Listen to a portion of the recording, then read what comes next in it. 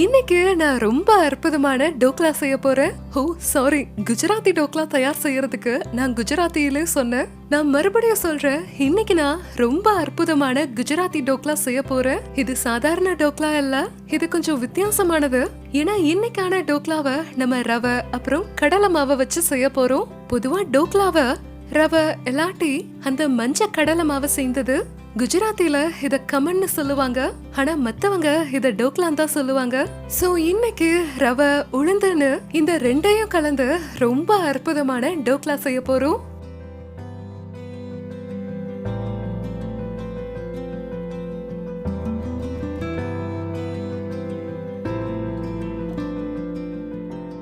இங்க நான் இப்ப ஒரு கப்புக்கு ரவைய எடுத்திருக்கேன். இந்த அளவுகளை நீங்க துல்லியமா அப்படியே வச்சுக்கலாம். அப்ப உங்களுக்கு ரிசல்ட் நல்லா கிடைக்கும்.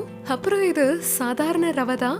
அதோட இங்க நான் ஒரு 2 டேபிள் ஸ்பூனுக்கு சாதாரண கடலை மாவை எடுத்திருக்கேன். நம்ம பக்கோடா செய்ய பயன்படுத்துவோம்ல, அதே கடலை மாவு தான். அப்புறம் இங்க நான் ஒரு அரை கப்புக்கு புளிச்ச தயிரை எடுத்திருக்கேன். உங்ககிட்ட புளிச்ச தயிர் இல்லனா நீங்க ஒரு 2-3 துளிகள் எலுமிச்சை சாறை சேர்த்துக்கலாம். இல்லாட்டி தயிரை ஒரு 2-3 மணி நேரத்துக்கு முன்னாடியே வெளியில வச்சுக்கலாம். சோ அது தானாவே லேசா புளிச்சிரும். புளிச்ச தயிர் எப்பவும் டோக்லாக்கு நல்ல பலனை கொடுக்கும். நிஜமாதான். இப்ப அதே பவுல எடுத்துட்டு நான் கொஞ்சமா தண்ணிய எடுத்துக்கிறேன். நம்ம கொஞ்சம் கொஞ்சமா தண்ணிய சேர்த்துக்கலாம். ஒரே தடவைலாம் எல்லா தண்ணியையும் ஊத்தக்கூடாது. ஏன்னா இது எந்த அளவுக்கு தண்ணி எடுக்கும் அப்படிங்கறதெல்லாம் ரவைய பொறுத்ததுதான். நான் எந்த அளவுக்கு தயிரை எடுத்திருக்கேனோ அதே அளவுக்கு தண்ணீரையும் எடுத்திருக்கேன். ஆனா என்ன, ஒரு அரை டீஸ்பூன் முன்ன பின்ன இருக்கும். இப்ப இந்த மாவு நல்லா தயாரா இருக்கு. இந்த மாவை அரை மணில இருந்து 1 மணி நேரத்துக்கு அப்படியே விட்டுறலாம். அப்பதான் இது சரியா இருக்கும். சோ ரவை நல்லா தண்ணிய உறிஞ்சிரும், மென்மையாவும் மாறிடும். இப்ப இந்த மாவை நம்ம எடுத்து வச்சுக்கலாம். இப்ப நான் இதுல சேர்க்கறதுக்கு நான் ஏற்கனவே நசுக்கி வச்சிருக்க சின்ன துண்டு இஞ்சி எடுத்திருக்கேன். அப்புறம் சின்ன பச்சை மிளகாய சேர்த்துக்கிறேன். உங்களுக்கு ஒருவேளை பூண்டு பிடிக்கும்னா இந்த நேரத்துல நீங்க பூண்டையும் நறுக்கிட்டு சேர்த்துக்கலாம். அடுத்ததா நான் கொஞ்சம் கொத்தமல்லிய சேர்த்துக்கிறேன். இது தாளிப்பு தயார் செய்வோம்ல, அப்ப கொஞ்சம் கொத்தமல்லிய சேர்த்துக்கலாம். இப்ப நான் கொஞ்சம் உப்பு சேர்த்துக்கிறேன். இப்ப எல்லா பொருட்களையும் நம்ம கலக்கிக்கலாம். இப்ப மாவு ரொம்ப கெட்டியா இருக்கிற மாதிரி தெரிஞ்சா 1 இல்லனா 2 டேபிள் ஸ்பூன் தண்ணிய சேர்த்துக்கலாம். அதாவது நான் ஒரு ஸ்பூனை எடுத்து இதை இப்படி ஊத்துனா இது அப்படியே தண்ணி மாதிரி எல்லாம் விழுகல, இது கெட்டியாதான் விழுகுது. சோ இந்த மாதிரி தான் நமக்கு கெட்டியா இருக்கணும். இப்ப கடைசியா இந்த மாவுல நான் ஃப்ரூட் சால்ட் சேர்த்துக்க போறேன். அதான் ஈனோன்னு சொல்லுவோம்ல, அததான். இப்ப ஈனோ சேர்க்கறதுக்கு முன்னாடி நீங்க டோக்லா செய்ய போறீங்களா, அந்த பாத்திரத்தை எடுத்து நல்லா சூடாக வச்சிருக்கணும்.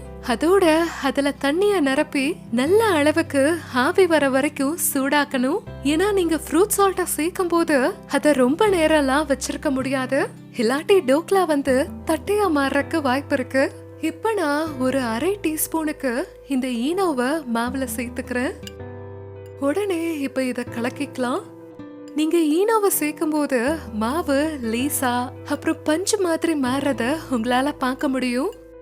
இப்ப டோக்லா லேசான மஞ்சள் நிறத்துல அழகா இருக்கும். எனக்கு என்ன தோணுதுன்னா, கடைசியா இதுல கொஞ்சம் மஞ்சளை சேர்க்கணும்னு. அது டோக்லாவோட நிறத்தை எடுத்து காட்டும். ஆனா இது டோட்டலா ஆப்ஷனல் தான்.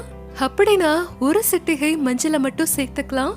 ஏன்னா சில சமயங்கள மஞ்சளை ஃப்ரூட் சால்ட்டோட சேர்க்கும் போது அது ரெட் கலர்ல மாறிடும். சோ எடுத்துக்கோங்க. இங்க பாருங்க, இப்ப மாவு தயாரா இருக்கு. என்னோட சின்ன வயசுல அம்மா தயார் செஞ்ச மாதிரியே அப்படியே இருக்கு. சின்ன வயசுல டோக்லாவை அடையாளம் பார்க்கும்போது என் அம்மா கிட்ட இது மஞ்சளா வெள்ளையானு கேப்பேன். இப்ப நான் இங்க முன்னாடியே எண்ணெய் தடவன ஒரு ஸ்டீல் பிளேட்டை எடுத்திருக்கேன். இந்த ஸ்டெப் ரொம்ப முக்கியமானது. இல்லாட்டி டோக்லா தட்டுல ஒட்டிக்கும். டோக்லா ரொம்ப கெட்டியா இருந்தா சுவையா இருக்காதுங்கிறதுனால நான் இப்ப பாதி மாவை மட்டும் தட்டுல எடுத்துக்கிறேன். இப்ப டோக்லா மேல கொஞ்சமா சிவப்பு மிளகாய தூவிக்கிறேன். இதோ இந்த மாதிரி சேர்த்துக்கலாம். இது நல்ல ஒரு சுவை அப்புறம் நிறத்தையும் இதுக்கு தரும். உங்களுக்கு வேணும்னா நீங்க கருப்பு மிளகா கூட இதுல சேர்த்துக்கலாம். இப்ப நேரத்தை வீணாக்காம இந்த தட்டை ஸ்டீமர்ல வச்சு நம்ம வேக வச்சுக்கலாம். இப்ப இந்த டோக்லாவை 10-12 நிமிஷம் முழுசா வேக வைக்கலாம். இப்ப இந்த டோக்லா ரொம்ப நல்லா ரெடி ஆயிருச்சு. இது ரொம்பவே அழகாவும் இருக்கு. இப்ப இந்த டோக்லாவை ஒரு பக்கமா எடுத்து வச்சுட்டு நம்ம இதுக்கு தாளிப்பு செய்யலாம். இப்ப டோக்லாவை ஆவியில இருந்து எடுத்துட்டு அப்படியே வெட்டியும் சாப்பிடலாம். ரொம்ப அருமையா இருக்கும். குஜராத்தில இந்த டோக்லாவை தட்டுல வச்சுட்டு கடலை எண்ணெய சேர்த்துட்டு இல்லாட்டி அதுல முக்கி எடுத்து சாப்பிடுவாங்க.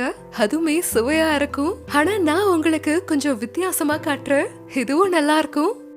இதுக்காக நான் ஒரு பேனை எடுத்துட்டு அதுல நான் 1 டேபிள் ஸ்பூன் எண்ணெய சேர்த்துக்கிறேன். இது கூடவே கொஞ்சம் கடுகு, அப்புறம் கொஞ்சம் எள்ளு, அதோட ஒரு சிட்டிகை பெருங்காயம் சேர்க்கலாம். இது டோட்டலா ஆப்ஷனல் தான். அடுத்ததா கொஞ்சம் கருவேப்பிலைய சேர்க்கலாம். இப்ப இந்த தாளிப்ப உடனே டோக்லா மேல சேர்த்துக்கலாம். இதோ இந்த மாதிரி.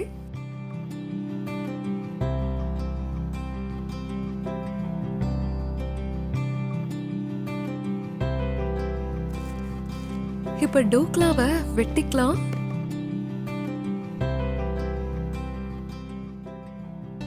எப்படி இது அழகா தயார் செய்யப்படுதோ அதே மாதிரி ரொம்ப அழகா பரிமாறிக்கலாம். டோக்லா எவ்வளவு மென்மையா செய்யப்பட்டிருக்குன்னு நான் உங்களுக்கு காட்டுறேன். இங்க பாருங்க, டோக்லா எவ்வளவு நல்லா மென்மையா இருக்குன்னு.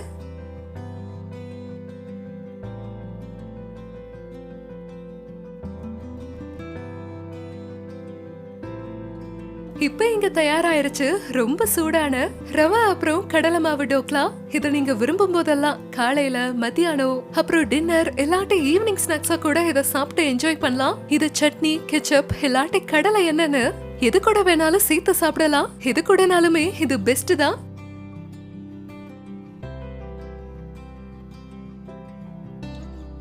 எழுந்ததும் டோக்லா கொடுத்தாலுமே நான் அதை சாப்பிட்டுருவேன்.